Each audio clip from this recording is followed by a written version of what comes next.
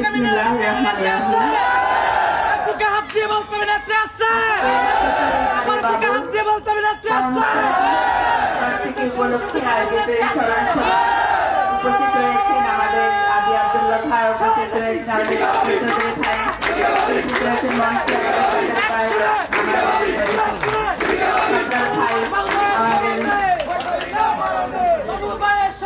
Roman ভাই, ফায়েম ভাই, আমাদের অনেক নেতৃবৃন্দ রয়েছেন, আমাদের এখানে ফয়সাল আছেন এবং আমার সামনে আমাদের মায়েরা রয়েছেন, আমাদের বোনেরা রয়েছেন, ছোট ছোট শিশুরা আপনারা একটু থামেন। আচ্ছা স্লোগানটা থামান।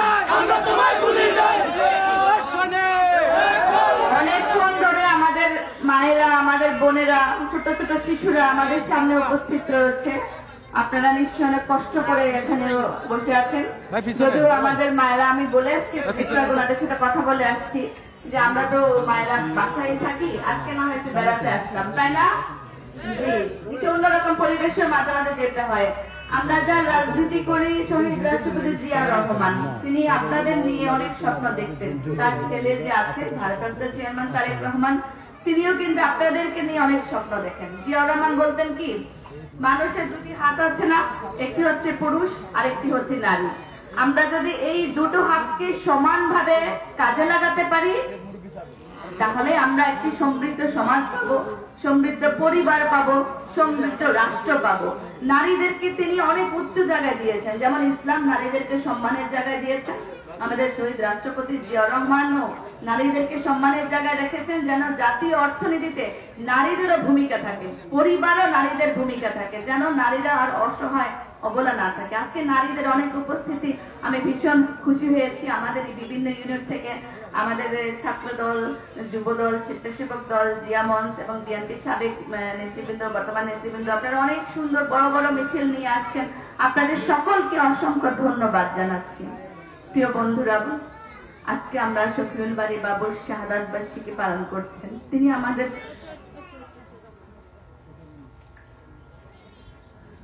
পাশে শুয়ে আছেন।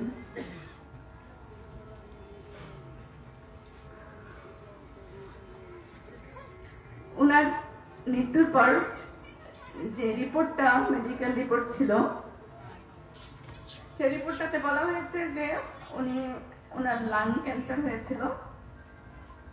পবিত্র কোরআনে বর্ণিত আছে যারা এরকম ক্যান্সারে আক্রান্ত হন, লাঙ্গের সমস্যায় ভোগেন, তারা শহীদি মর্যাদা পান। এবং সারা বাংলাদেশে এত মানুষ, শুধুমাত্র রামগতি কমলনগর না, সমগ্র বাংলাদেশের সকলেই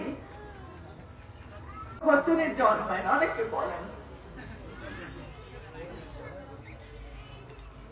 তিনি আমাদের পাশ থেকে কিছুটা দূরে শুয়ে আছেন, বিষয়টা আসলে খুবই মর্মান্তিক।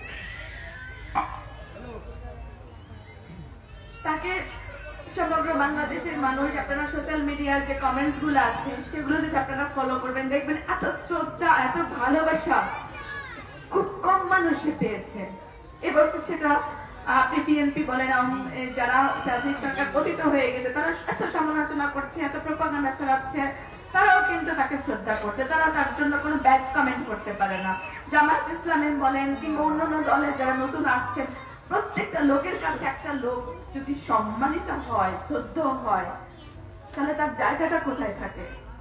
তার জায়গাটা অনেক উচ্চে থাকে।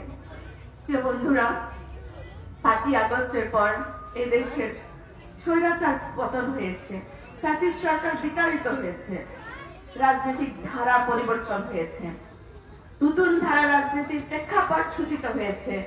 আমরা যদি পুরনো ধারায় সে ফ্যাসিস্ট কায়দায় রাজনীতি চর্চা করি, সেটা কি মেনে নেওয়া যাবে? আমরা কি আরো রক্ত ছড়াবো সেই 52, 71 এবং 24-এর মতো? আমরা কি রক্ত দিয়েই যাব? না। তাহলে কি করতে হবে? অন্যায়ের বিরুদ্ধে আমাদের রুখে দাঁড়াতে হবে। আমরা প্রস্তুত? আজকে আমি রামগতি কমলনগরে আমাদের ভারপ্রাপ্ত চেয়ারম্যান বলেছেন যে কাউন্সিলের মাধ্যমে যোগ্য নেতৃত্ব নির্বাচিত হয়ে আসুক, তাহলে জনপ্রতিনিধিদের জন্য জবাবদিহিমূলক একটি সমাজ ব্যবস্থা চালু হবে। কিন্তু আমি গত কয়েকদিন ধরে রামগতি কমলনগরের বিভিন্ন উপজেলা থেকে অনেকগুলো অভিযোগ শুনি। কি অভিযোগ জানেন? অভিযোগগুলো হচ্ছে কি, ম্যাডাম, কেউ বলে ম্যাডাম আমার বাবাকে ইলেকশন করতে দিচ্ছে না, কে বলছে ম্যাডাম কিংবা ভাবি আমাকে তো ইলেকশন করতে দিচ্ছে না, জোর করে আমাদেরকে সাইন করা নিয়ে যাচ্ছে, ইলেকশন থেকে আমাদেরকে যেন না দাঁড়ায় সেই চেষ্টা করা হচ্ছে। তো এই যে বিভিন্ন ওয়ার্ড ইউনিট থেকে এইসব কমপ্লেন আসে, এগুলো কি গণতান্ত্রিক ধারা? এগুলা কি ধারা? সেই মেসেজ হাসিনা কি করেছিল? বিএনপি একটি জনপ্রিয় দল ছিল, সেই দলকে কি নির্বাচনে অংশগ্রহণ করতে দিত না? তাহলে আরেকজন রামগতি কমলনগরের এখন এখানে দায়িত্ব নিয়েছেন, যিনি ঠিক যারা জনপ্রতিনিধি, জনপ্রিয় প্রতিনিধি, তাদেরকে সরিয়ে তার পছন্দ মতো হাসিনার কায়দায় পছন্দ মতো লোকজনকে নির্বাচিত করতেছে, সিলেকশনের মাধ্যমে নির্বাচিত করতেছে তার মনোনীত প্রার্থীকে, জনগণের নয়। তাই কি আমরা কি অন্যায় মেনে নিতে পারি? আমরা তো রক্ত দিয়েছি বৈষম্য বিরোধী, বৈষম্য প্রতিরোধ করবার জন্য, তাই নয় কি? তাহলে আরেকটা বৈষম্য যদি এখানেই হয়, পরিবর্তন কি হয়েছে বন্ধুরা? না, আমাদের এই পরিবর্তন আনার জন্য, অন্যায়ের প্রতিবাদ করার জন্য, প্রতিরোধ করার জন্য সবাইকে সচেষ্ট হতে হবে। আমরা সবাই জুলাই যোদ্ধা, তাই না? এই জেনারেশন জি, জেনারেশন মিলেনিয়াল, যারা 40 বছর থেকে এখন পর্যন্ত আছেন, এই জেনারেশনে কি রাজপথে ছিল, তাই না? তারাই শহীদ হয়েছেন। আপনারাই এখানে যারা আছেন, আমি মনে করি তারা জেনারেশন জি এবং মিলেনিয়াল জেনারেশন, আমাদের মায়েরা আছেন, অস্থির হয়ে গেছেন। এরাই হচ্ছে আগামীর বাংলাদেশ।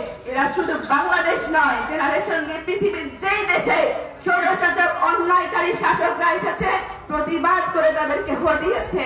আমরা নতুন দৃষ্টান্ত দেখব, ন্যায় প্রতিষ্ঠা করব।